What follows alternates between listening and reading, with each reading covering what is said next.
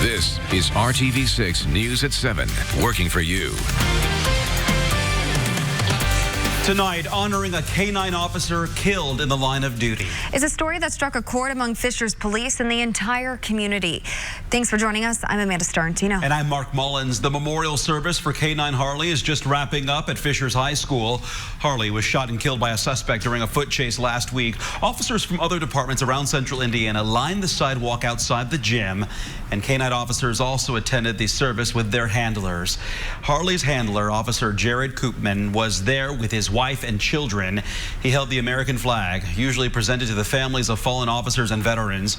Inside, colleagues remembered Harley for his loyalty, a trait which they say probably saved the lives of other officers. As handlers, we were all looking for that hero dog, the dog that can do it all, the dog that will protect the community, defend its officers, and be a partner and have unwavering willness to lay down its life so that others can be saved. On November 13th, Harley did just that. He turned to those woods, head high, chest puffed out, and charged onward, ready and willing to do what he needed to do. That night, Harley laid down his life for Jared, for those officers on scene, and for the city of Fishers.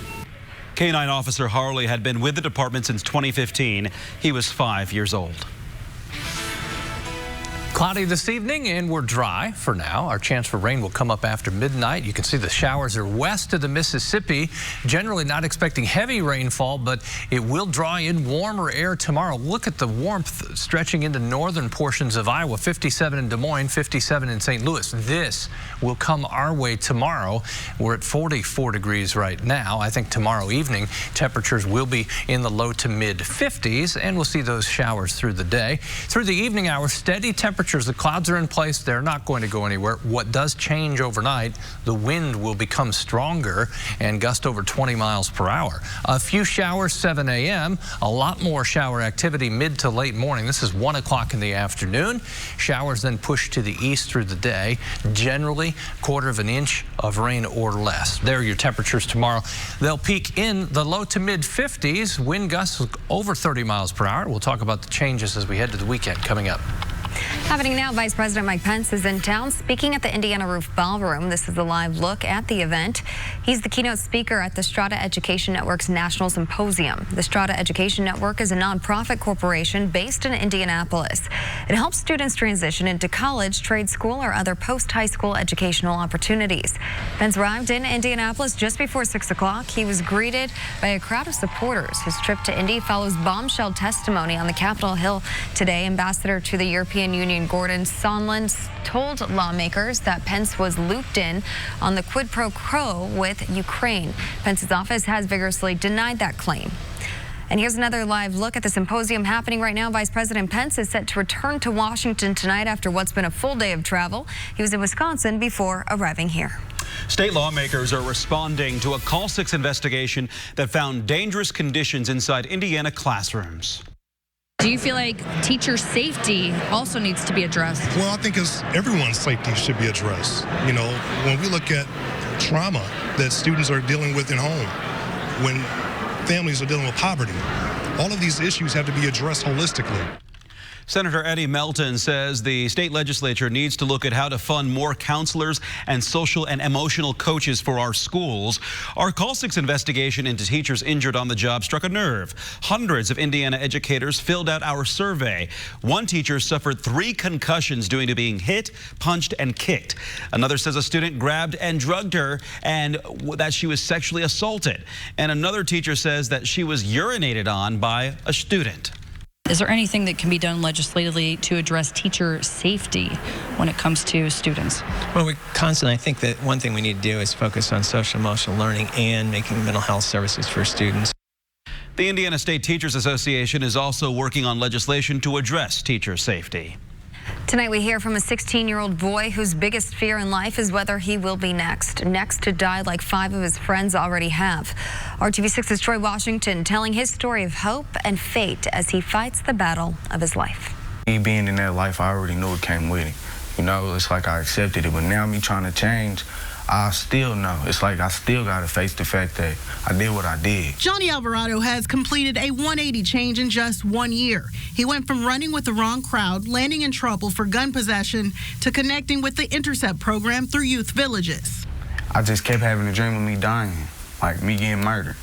People get to their breaking point, it's like, enough is enough, you know?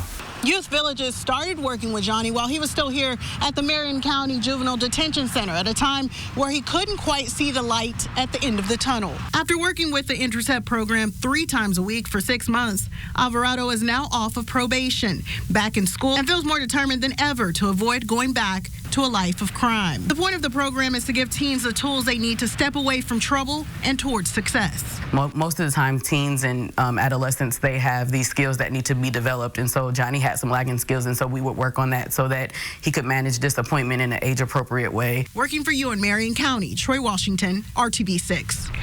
Indiana is in the midst of a crisis. Mothers and babies are dying at an alarming rate in our state. Indiana's maternal mortality rate is the 3rd highest in the nation, and our state's infant mortality rate is the 7th highest. One of the largest issues we face here in Indiana is our maternity care deserts. Call 6 Investigates found thousands of women are having to travel out of county to be seen by a doctor, making them more at risk of death. We sat down with 2 women who live in Montgomery County, one of the worst counties in the state with access to care. They have to travel to Tippecanoe County to be seen by a doctor. It's a good 45 minutes to the hospital that we'll be delivering at, and that goes the same for like a real ultrasound. We have to go for that 45 minutes as well to get the ultrasound tech. It's an hour and 15 minutes away. I'm going to be I'm going to be in labor on our way to the hospital. Call 6 Investigates found 33 out of Indiana's 92 counties either have no hospitals or the hospital has no OB services where women can receive medical care before and after pregnancy, meaning women in more than a third of our state are living in maternity deserts. So why are hospitals closing their doors? Turns out it all comes down to money. Doctors say NICUs are very expensive to staff if you can find enough staff for them. Tomorrow night, Call 6 Investigates Stephanie Wade takes this information straight to the governor and the state health commissioner to see what the state is doing to save more moms and babies. United Airlines' newest addition to its fleet made its official debut today in Indianapolis. The Bombardier CRJ 550 stopped at Indianapolis International Airport. It's the world's only 50-seat, 2-cabin aircraft, and United says it's the first aircraft to offer true first-class seating on a regional jet. The aircraft features more legroom, storage, and amenities than any other regional aircraft flying today, according to United. Customers can view their seat before they buy using the innovative virtual seat map. A new warning tonight if you're an Android user, how hackers could take control of your phone's camera. Plus, another key witness takes the stand in the impeachment hearings, what the U.S. ambassador to the European Union testified about Vice President Mike Pence. You're watching RTV6. Shines on Toy Drive at theindychannel.com. This is RTV6 News at 7, working for you. Now to a pivotal moment in the impeachment investigation. The American ambassador to the European Union testified before the House Intelligence Committee that there was a quid pro quo regarding Ukraine. He then said several other top officials, including Vice President Mike Pence, were in the loop regarding dealings with Ukraine. ABC's Monica Sar-Abdi is on Capitol Hill with more tonight. In the most high-profile hearing to date. If you would please rise and raise your right hand, I will begin. U.S. Ambassador to the European Union Gordon Sondland explicitly admitting a key accusation at the center of the impeachment inquiry. The existence of a quid pro quo involving Ukraine and the Trump administration's efforts to have Ukraine's president announce investigations into the 2016 election and the Bidens. Was there a quid pro quo? As I testified previously, with regard to the requested White House call and the White House meeting, the answer is yes. Sondland told Congress it was his presumption that directive came from the president and was pushed by Trump's personal attorney, Rudy Giuliani. President Trump wanted a public statement from President Zelensky committing to investigations of Burisma and the 2016 election. He had to announce the investigations. He didn't actually have to do them, as I understood it. Democrats seizing that moment. Who would benefit from an investigation of the Bidens? I assume President Trump would benefit. There we have it. See, Sondland also directly tying several top officials to the matter, including Vice President Pence, who he says he shared his concerns with about Ukraine's withheld military aid. Everyone was in the loop.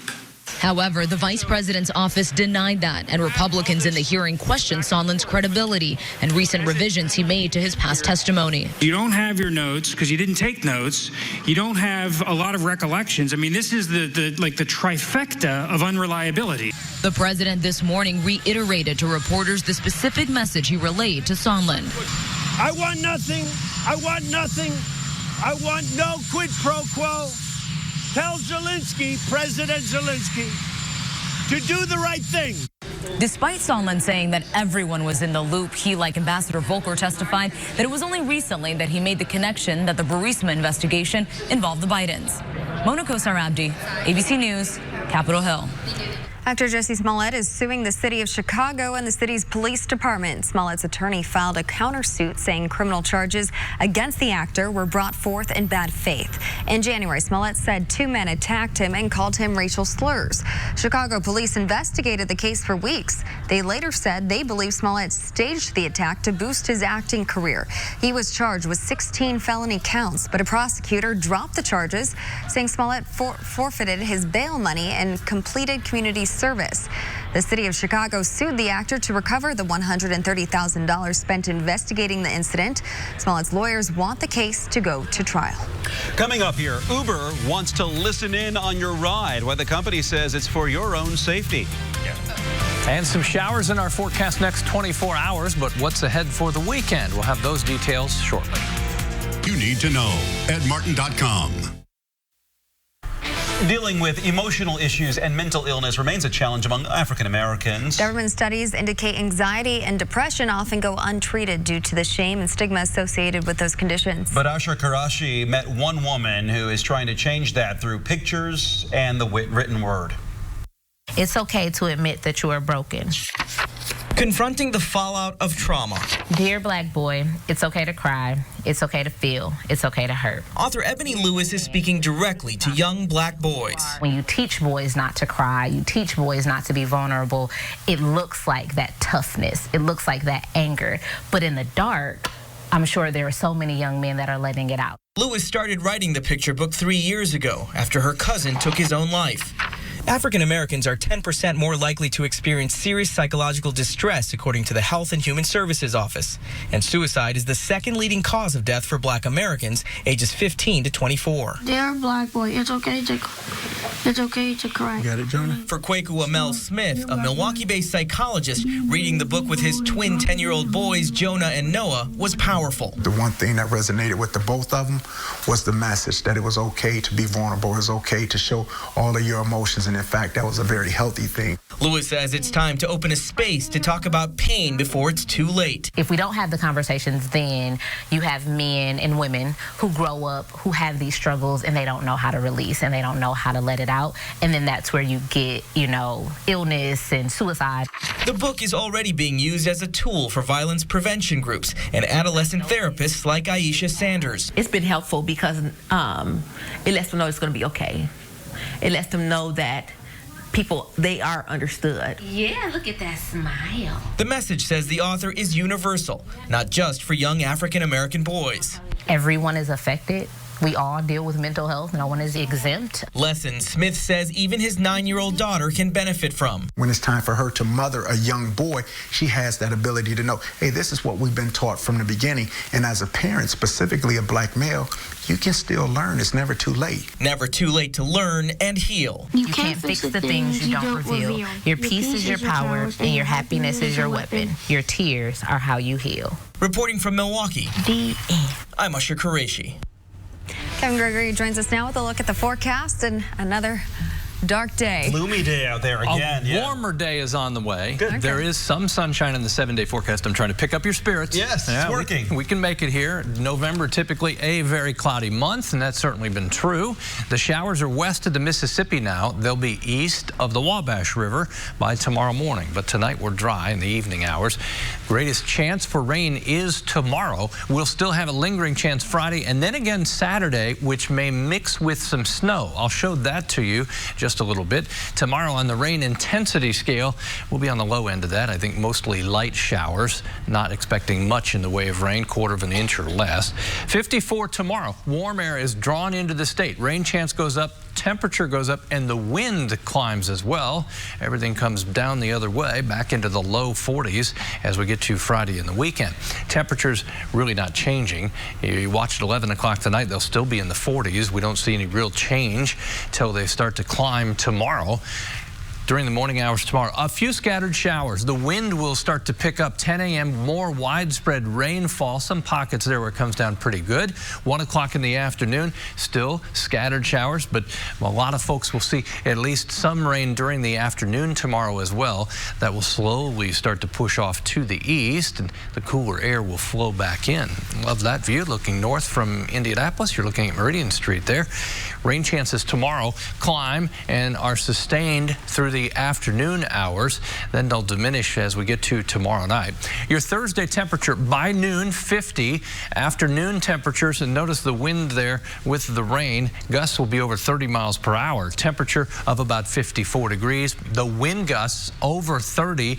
Some places may touch 40 for an afternoon and evening wind gust.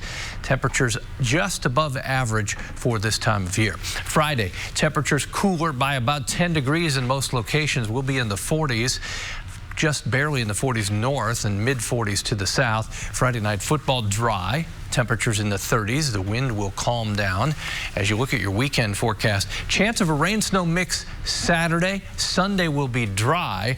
Just to show you the map on Saturday, we wake up in the morning with the clouds in place. Here comes the rain mixing with or changing to a little snow shower activity from Terre Haute to Indy and Muncie north. The cooler air will continue to filter in. There's the storm system to watch next week. Looks like we'll be on the mild side of that Tuesday. By Wednesday, temperatures falling, which means we may switch over to snow before that ends. Something to watch as lots of people travel. Yeah, it's right a before busy week next week. Thanksgiving. Yeah. Yes. All right, Kevin, thank you. We'll be right back after this break. On select models. If you own an Android smartphone, hackers may be able to use a security flaw to spy on you. A firm called Checkmarks discovered a bug that could allow a hacker to take control of your phone's camera even when the app is closed. That means someone could remotely take photos and even record videos without your permission. Samsung and Google phones appear to be most at risk from the security flaw. Both companies have confirmed the bug and released security patches. They say the way to protect yourself is to make sure you update your phones with the latest software. Uber reportedly wants to start listening in on customer rides. The Washington Post says the ride-sharing giant is going to test the feature in Latin America in December. The idea of recording audio during rides is to provide better security for Uber customers. This move comes after several high-profile assault scandals and growing safety concerns. But implementing the plan in the U.S. will be challenging. States have different laws regarding voice recording and privacy.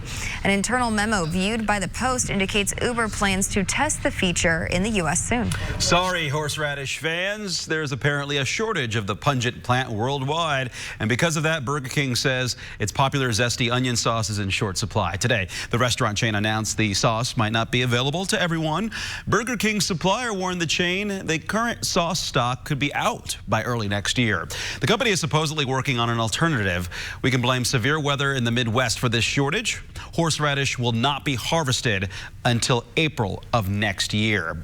Julia Roberts is a very accomplished actress, but even this might be a bit of a stretch. The screenwriter for the new movie Harriet says about 20 years ago, a Disney executive suggested Roberts be cast in the role of Harriet Tubman, the African-American woman who led thousands of slaves to freedom in the 19th century. There's no word whether anyone actually approached Roberts. Cynthia Erivo ended up getting the part. But many on social media reacted to the revelation, upset that a white actress would be considered to portray the former slave and leader of the Underground Railroad. You could spend a night in a Japanese hotel for just $1 if you let a bunch of strangers watch. The Asahi Ryokan Hotel is offering one of its rooms for just $1 per night to guests willing to be live streamed during their stay. The hotel owner says he got the idea when a British YouTuber guest broadcast much of his visit there. Audio is not broadcast and you can turn the lights off. The bathroom is also out of camera range. The hotel is in Fukuoka, Japan, known for its bustling food and shopping scenes, as well as several ancient temples. There's a do's and don'ts list too as well. Okay. All right, I was rubbing noses with some bigwigs today. How about that? Oh, look at that. The reindeer are in town. There they are. Santa and Mrs. Did you Claus. check in with Santa? Yeah. I did. I saw them all. We're working on the Six Shines On toy drive already. That was an Elfie, by the way. I was going to say, who was back there so surprised? Yeah. 30-mile-per-hour gusts are stronger tomorrow. Light showers around through the day. So you know Santa? I do. They're close buddies. Yeah. See you at 11.